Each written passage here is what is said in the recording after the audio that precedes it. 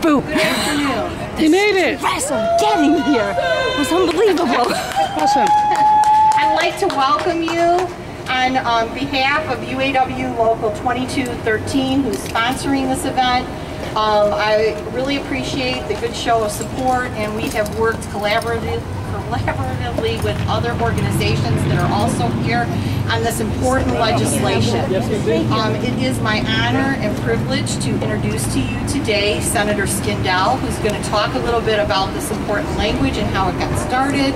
And we're really hoping that we can get this out of committee and get it to out on the floor where we can give some testimony on it. So thank you for all coming today, and we're going to have some actions for you to do throughout the day. So without further ado, I'm going to have Senator Skindell come up and speak. Thank you. It's a great day to be here today, and Sue, thanks for help organizing this, and you're doing a great job at Local, what is it, 2213 there in Toledo. And I visited a group of the nurses up there in Toledo, about a year ago now, talking about this very important topic. And it's a real pleasure working with a number of nurses organizations in bringing forward Senate Bill 155, which ensures, which is entitled as the Patient Protection Act. And why do we call it the Patient Protection Act? Because we know that hospitals, the hospital administration, has intentionally been scheduling staffing, nurse staffing in hospitals that impact the care and safety of patients in a negative way. And we know that this scheduling within the hospitals of an insufficient number of nurses is done for one reason, and that's to save money for the hospital. And this cost-cutting effort is directly impacting negatively patient care and safety. Short staffing is unsafe, intentional staffing decisions that poses a direct threat to all patients. Hundreds of studies have shown that improper registered nurse staffing leads to poor patient care and outcomes, including the rise in patient morbidity. Nurses report short staffing incidents daily to their supervisors and hospital management, but calls for more staff are ignored by the majority of the time. Short staffing is not a result of staffing shortages. What we know is that our nursing schools are putting out the nurses, but they don't want to work in institutions or in hospitals that have this really difficult staffing problem, and where nurses know that patient health is at risk. So they choose a different option. So when hospitals complain that there's not enough nurses, it's because of the scheduling that's occurring within the hospital. So we've introduced, working with the UAW and other organizations, we have introduced Senate Bill 55, the Patient Protection Act, to deal with these issues. And what we believe is that genuine and enforceable safe staffing standards will save money and lives by ensuring that patients obtain excellent nursing care. And that excellent nursing care will be provided by you. We appreciate it, and I'll be here to chat with you a little bit more. Thank you, everybody. Thank you. Thank you.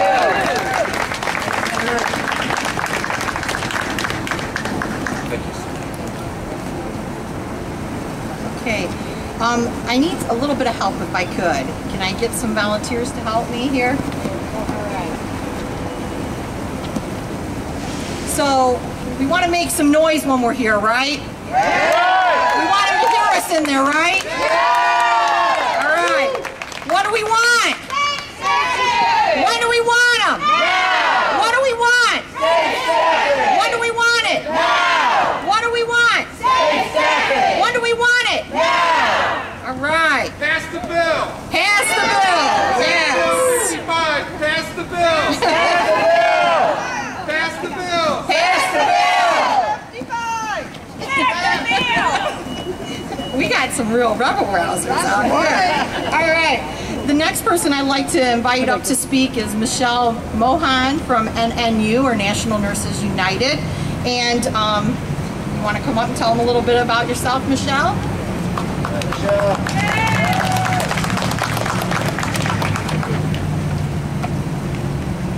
Good afternoon. Good afternoon. It's a beautiful sight whenever nurses stand up together for their patients. My name is Michelle Mahon. I'm a registered nurse and a national representative with National Nurses United. NNU, as some of you may know, is the largest professional association of registered nurses in the United States. We are the only entirely healthcare union in the AFL-CIO. We are also very proud of our affiliate, the California Nurses Association, who were the first to champion, fight for, and ultimately prevail in their fight for nurse-to-patient ratios. Very good. Make no mistake, it was a fight. What the nurses of NNU are happy to say to you today, and I'm here to convey, is welcome. Welcome to the National Nurses Movement of Direct Care RNs. Yeah. It is wonderful to see you all here standing for your patients. Last year, on this day, NNU and Senator Skindell, on this very same day, brought forth Senate Bill 324, which was for nurse-to-patient ratios in the state of Ohio. Just in the past few weeks, NNU has been championing not only nurse-to-patient ratios in Ohio, at the federal level, in Minnesota, in other states, but also very important legislation that is key to the standards of living to our nurses, to their families, and to their communities.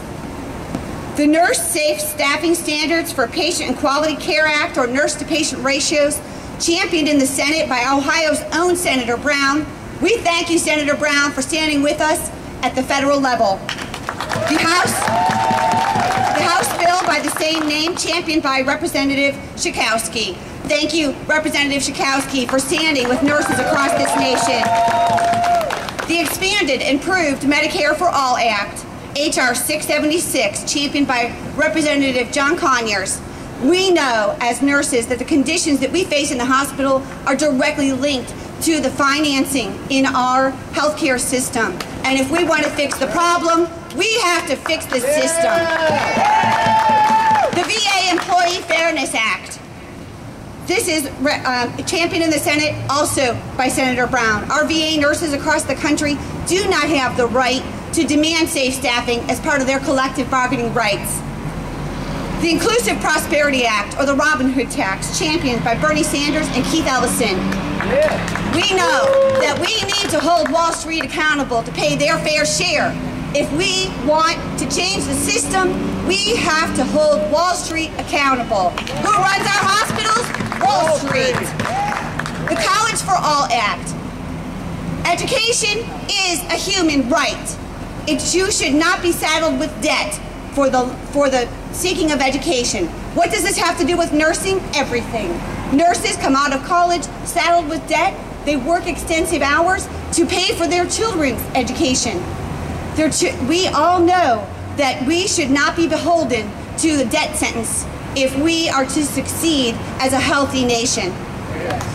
The Affordable and Safe Prescription Drug Act. This is a federal bill which will also hopefully be coming to the state of Ohio. This makes drugs affordable for our patients. It is unconscionable that people are having to choose between food and their medication. This has got to change. And as nurses, if we want to heal America, we need to take on Big Pharma. The Improving Access to Affordable Prescription Drugs Act. Hopefully, we'll have a very similar bill here in Ohio, kicking off a campaign at the end of May. We are here today to celebrate Florence Nightingale's birthday.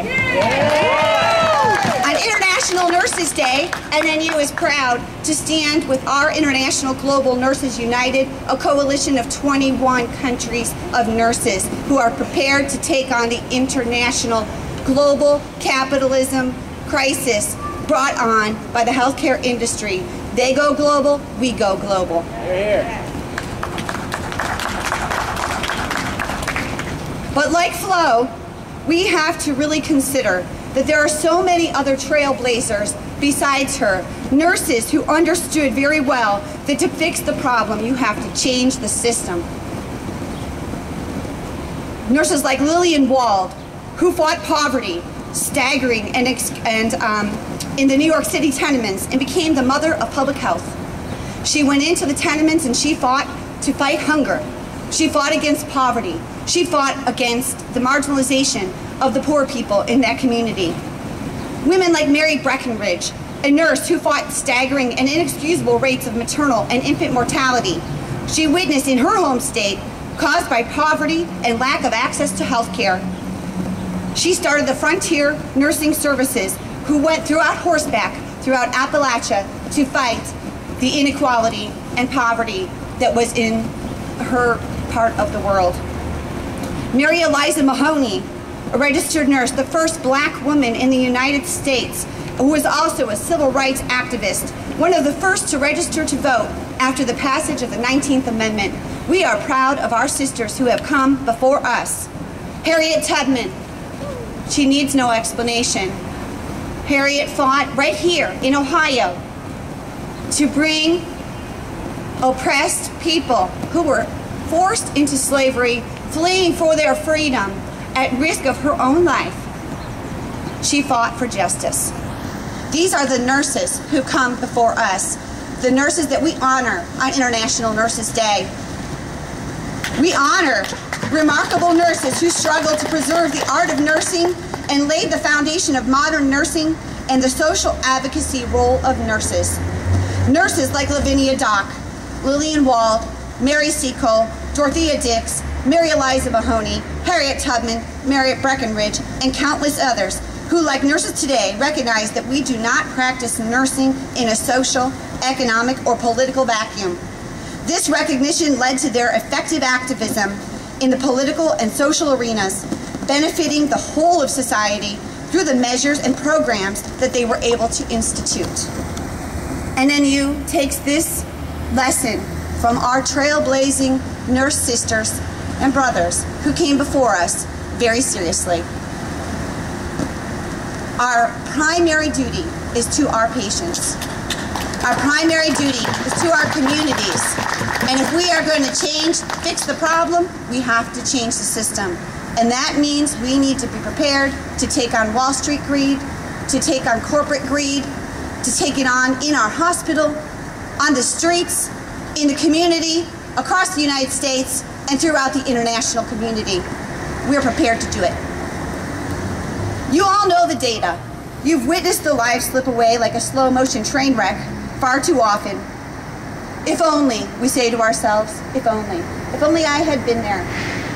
If only we could fix the problem. If only we had a rally. If only we got media coverage. If only there were more evidence. If only.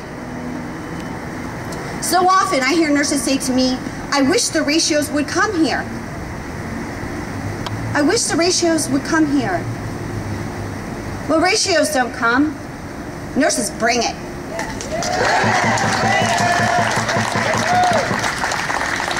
Many of you may not know, Ohio nurses, NNOC, and NNU nurses, in 2008 brought ratios to the State House.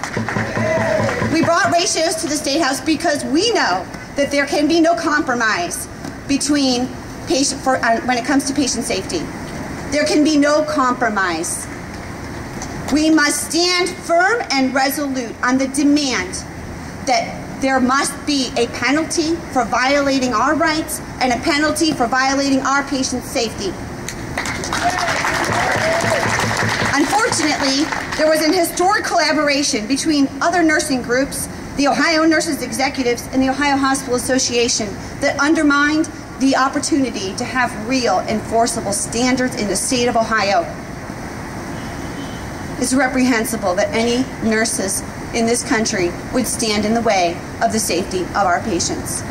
The third leading cause of death in this country is preventable medical error. Who prevents those errors? Nurses do. That bill was passed in just 3 weeks' time. Shows you what we're up against. It's no different today. Are there divisions in nursing? Yes. But it is not the organizations that cause them. It is the age-old tool of the boss. Be cozy with me, and you will have an easier time. Be afraid of me, or I can make your life hell. This is not unique to nursing. It has been the plight of workers since the beginning of time. We must stand together with all who are prepared to take on the system that causes the problem. Calls for unity ring hollow when we are not prepared to take on the system, to take on Wall Street, to demand that there is no compromise, to take a principled stance, and to not be cozy with the corporate investors who will make our lives easy. We have to stand firm and resolute against those interests. And yes, we have to take it on at the level of Wall Street. There's good news. There's an antidote to this. Nurses, I call upon you to listen to a brief story. So many nurses ask, with all of this against us, how did they do it? How did the California nurses, the Victorian nurses in Australia, the New South Wales nurses, the only ones who have ratios, how did they do it? Weren't they afraid? How did they get it done? I'm going to tell you a story that you need to know about how the California nurses did it and showed everyone the meaning of bring it in their fight for ratios. It is a victory story that holds many important lessons, ones that we can apply here in Ohio. In the early 1990s, the California nurses fought very hard. They recognized that the ANA was not supporting them, that in fact the ANA was supporting the interests of the hospital industry and were complicit in the degradation and de-skilling of our profession. They left. They had a Democratic rank-and-file takeover of their union. They got control of their organization and put it right back in the hands where it belongs, which is in the hands of the bedside nurses. With the power back in the hands of working nurses, which wasn't easy. It wasn't easy to take on that fight, but it was necessary. Then, once they had control of their own funds, their own mission, their own goals, and had union democracy to set their own agenda, and they had transparency by their democratically elected officials, then they knew what they had to do next. At that time, CNA had just 13,000 members. So many of you are sitting here going, just 13,000? Well, they learned quickly it wasn't enough. It wasn't enough to take on the corporate powers, the medical industrial complex. 13,000 was not enough. So what did they do? Organize. They organized, that's right. The nurses made it a priority to organize nurses, not just around an ideal, but into powerful union structure. They gave every nurse the right, the full capacity of their power, of their voice, by getting them into the union so that they not only had the duty, but also the right. And then they used that power, and they went through California like a freight train and organized 60,000 more nurses in just 10 years' time, less, frankly. The nurses hired some of the best organizing leaders in the nation to lead this fight, and they won, and won, and won, and won again. They won union elections in facility after facility. Courageous nurses did what was necessary to guarantee that they had the full power of their voice, and more importantly, control over their labor. After the ratios were won, they weren't done. Arnold Schwarzenegger, with his buddies in the hospital industry in Kaiser Permanente, he decided that he would put a lock on the ability for the nurses to exercise their hard fought for ratios. He said that they would only be in place when the hospital was not at capacity. I know a lot of you here work right at the bedside every day. Are your hospitals at capacity? Are you busy? Yeah. Yes. At the time, what it took was basically an overturning of the ratios that happened in 2004. It took 107 actions, 107 direct actions. We followed Arnold around like a bad penny. Everywhere we went, everywhere he went, we went. He said one day, those nurses, I'm always kicking their butts. Well, we showed Arnold who is kicking whose butt. And we won. The nurses won again. The ratios, once they were won, weren't an automatic set number. It wasn't arbitrary. There was hearing after hearing after hearing to determine what that number would be. We testified, we met with legislators, we held hearings, we brought in experts, and ultimately the ratios that the California nurses wanted were the ones that went into law. CNA won all of this when they had the organized power that comes with being in a union, and enough of it to be able to pose a significant enough threat to the industry that they had to listen. Now I know that many of you do not want to hear that that is the kind of work that is necessary to win ratios. But I'm here to tell you that it is. We are not speaking the language that the industry wants to hear. We're not speaking their language.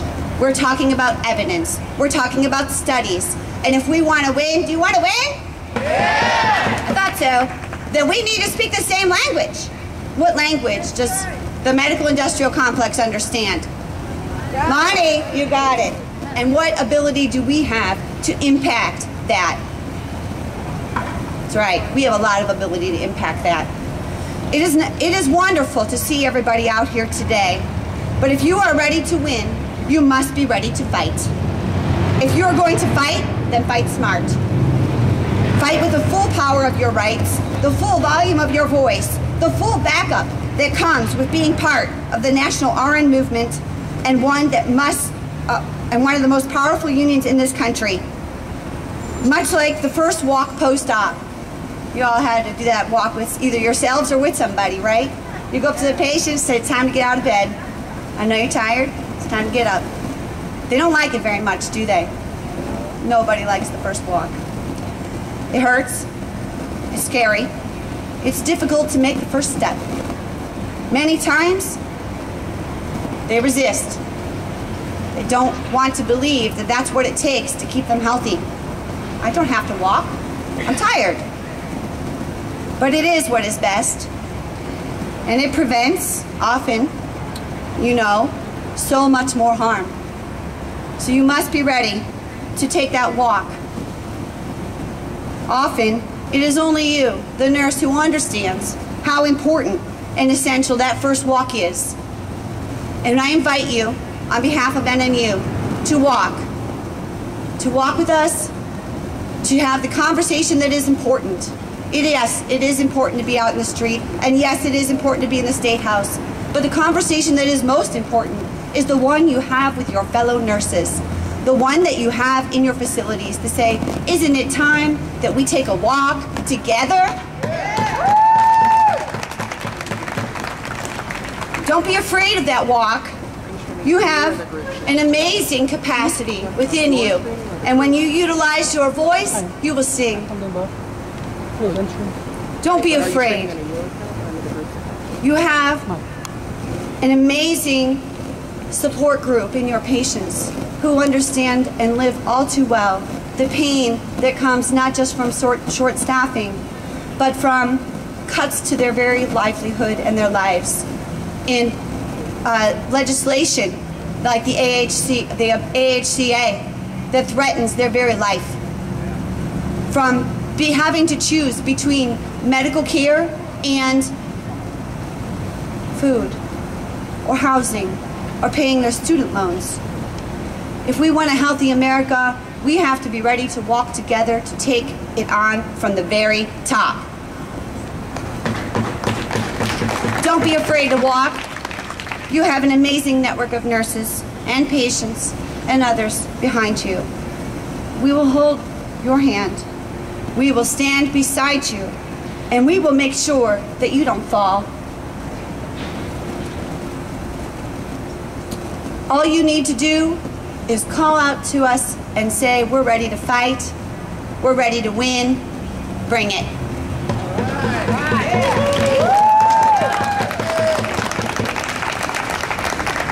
All right, I'm gonna do another chant. 2, 4, 6, 8, patient safety isn't fake. 2, 4, 6, 8, patient safety isn't fake. 2, 4, 6, 8, patient safety isn't fake. 2, 4, 6, 8, patient safety isn't fake.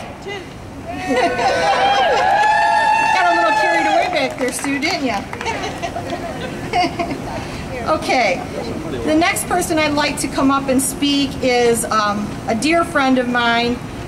It's Janie Harvey Garner, and she's with the grassroots group called Show Me Your Stethoscope. So please give her a warm welcome.